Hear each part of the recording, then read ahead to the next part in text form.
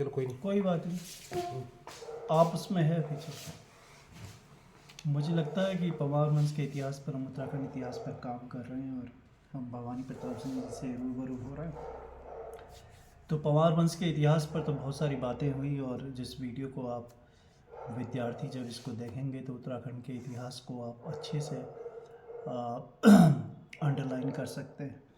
तो मुझे लगता है कि आज पवार वंश के इतिहास के बाद जब हम मध्यकालीन समय में गोरखियानी का दौर आता है, और 1790 से लेकर 1815 तक का जो इतिहास है, जो 16 में सरगोली की संधि हुई, तो जिसमें कालखंड आते हैं गोरखियानी, और गोरखियानी जिसको आतताई कहा गया, एक क्रूर कहा गया, और वहाँ पर किस तरीके की कर प्रणाली थी। और लेकिन उसमें ये भी देखना पड़ेगा कि श्रीनगर में जब मोलाराम तोमर पवार वंश से पवार वंश और जो गोरखे थे उनके बीच में कैसे उन्होंने समन्वय स्थापित किया, और उनकी जो दो ग्रंथ थे, गणिका नाटक और गणराज वंश काव्य, और उसमें जो गोरखियानी है वो प्रतिबिंबित होती है, परिलक्षित होती है। गोरखियानी के उस दौर में जो कविताएं थी उसमें गोरखों का क्रूर और आतताई उसमें दिखाया गया, प्रदर्शित किया गया। तो ठाकुर साहब भवानी प्रताप सिंह जी से मैं कहना चाहूँगा, जो मोलाराम तोमर थे वस्तुतः वे चित्रकार थे और कवि थे, तो क्योंकि वो श्रीनगर में ही पले बड़े थे, और उनके जो वंशज हैं वो द्वारिका प्रसाद द्वारिका तोमर जी, और वो उनके पास जो भी सामग्री होगी वो भवानी प्रताप सिंह जी के पास ये सब कुछ संकलित है। तो गोरखियानी में जब आपने देखा कि जब गोरखियानी आई तो वो टिहरी दरबार में भी उनको कुछ गिफ्ट दिए गए, उपहार दिए गए। तो मोलाराम तोमर कैसे, एक जैसे मीडिया के तौर पर आप देखते हैं कि जैसे ही आपके जिस शासनकाल में आप जैसा ही शासक वर्ग आता है तो आप पलटी मार लेते हैं। तो इसको मोलाराम तोमर के संदर्भ में मैं बातचीत करना चाहता हूँ। तो इससे रूबरू हो रहे हैं ठाकुर भवानी प्रताप सिंह जी।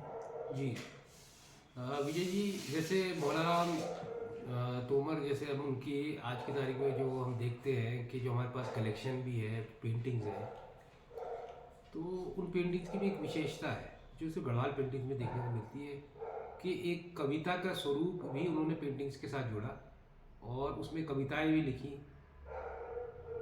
जो है उसमें सारिकाएँ हैं, और जो है गीत गोविंद की एक सीरीज़ है, उसमें कई पेंटिंग्स का एक पूरा कलेक्शन है गढ़वाल पेंटिंग्स का। और जो उसमें माना जाता है कि भाई कुछ पेंटिंग्स उसमें हिमाचल से भी आई, क्योंकि जैसे शादी विवाह के रिश्ते होते थे तो वहाँ के कांगड़ा के जो आर्टिस्ट थे वो जो उन लड़कियों का विवाह जब राज परिवार में होता था गढ़वाल में, तो वो जो पेंटिंग्स हैं उनके माध्यम से भी गढ़वाल में आई।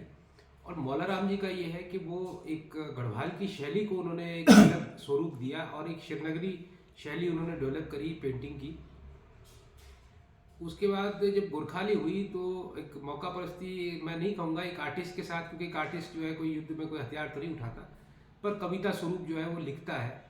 और उन्होंने जो है अपनी संवेदना भी व्यक्त करी है, क्योंकि बहुत कम लोग जानते हैं कि उन्होंने ये, हम अधिकतर लोग जानते हैं कि भाई जब टिहरी बना तो वो टिहरी से चले गए, क्योंकि उनको वेतन, क्योंकि उनके पुत्र को भी वेतन दे रहे थे राजा, और शायद उनके पुत्र को थोड़ा ज़्यादा दे दिया, ऐसे कुछ विषय आया था, तो उससे नाराज़ हो गए थे, वो हिमाचल चले गए पहले। ये बात की बात है जब 1816 में टिहरी मिल गया था। पर उससे पहले जो अगर जब देखें हम, तो जब प्रद्युमन शाह की जब मृत्यु होती है तो वो एक पेंटिंग उनके द्वारा बनाई गई थी, और उसका कलेक्शन हमारे पास मौजूद है। उस पेंटिंग में महाराजा प्रद्युमन शाह को उन्होंने युद्ध करते दिखाया है, और उसमें उन्होंने, क्योंकि उसमें एक गोली मारते हुए भी दिखाया गया महाराजा को, उसमें पेंटिंग के नीचे उन्होंने कविता स्वरूप लिखा है, लड़े अपनी भूमि पर भूपति जो, मरे तो तरे हो ताकि गति जो, हे शाह प्रद्युमन गणराज की नी दिए अपने प्राण नहीं लाज दिनी। मतलब अपने प्राणों के लिए अपने प्राण उन्होंने निछावर कर दिए अपने देश भक्ति में। तो एक इसकी बहुत एक समृद्ध लिस्ट भी है, मैं कभी आपको जो है उसका भी बताऊँगा। उसमें उनके अलावा 85 ऐसे राजकुमार, ऐसे ठोकदार जो है वो भी शहीद हुए थे, जिनकी लिस्टिंग मौजूद है, और जो ना केवल सिर्फ गढ़वाल के थे, वो कुमाऊँ के भी थे, जो उस युद्ध के, क्योंकि एक आखिरी युद्ध माना गया था वो खुड़बड़ा का युद्ध। और गढ़वाल उस टाइम पे एक 35 साल एक ऐसा पीरियड भी रहा कि जिस टाइम प्रद्युमन शाह के छोटे भाई पराक्रम शाह कुमाऊँ पे शासन करते थे। और कुछ ऐसी व्यवस्थाएं एक जब गोरखाली शासन आया था सबसे पहले अल्मोड़ा पे आया। अल्मोड़ा पे वो विजय प्राप्त करने में आसानी से उन्होंने जो है अल्मोड़ा किले पे विजय प्राप्त की। उसके बाद वो गढ़वाल की तरफ बढ़े। तो बाद में जो है ये जो मौलाराम जी जो है, क्योंकि ये जिन जिन राज्यों में जा सकते थे, इनकी भी क्योंकि मजबूरी एक आर्टिस्ट की मैं सोच सकता हूँ कि जिन जिन राज्यों में जा सकते थे वो राज्य सब जो है गोरखा साम्राज्य के अधीन आ गए थे। तो शायद उनकी मजबूरी रही होगी कि वो जो है किसी हिमाचली राजा या किसी के पास भी ऐसे जाए, तो जहाँ पे भी जाते वो शायद परिस्थितियाँ सबकी उस टाइम पे तो एक जैसी थी, तो शायद वो गोरखों के साथ ही उन्होंने जाना सही समझा। और उसके बाद जब 1816 के बाद ये हुआ कि जब यहाँ गढ़वाल पहुँचे वापस वो क्योंकि उस टाइम राजा जो है नया शहर बसा रहे थे, उनकी आर्थिक स्थिति खुद ही कमज़ोर थी और वो ज़्यादा आर्टिस्ट पे क्या ध्यान देते। इस वजह से जो है शायद मौलाराम नाराज़ हो गए और हिमाचल चले गए। फिर बताते कुछ उनकी जो कविताएं हैं जो लेटर पीरियड की है, कुछ आपने मेंशन करी है।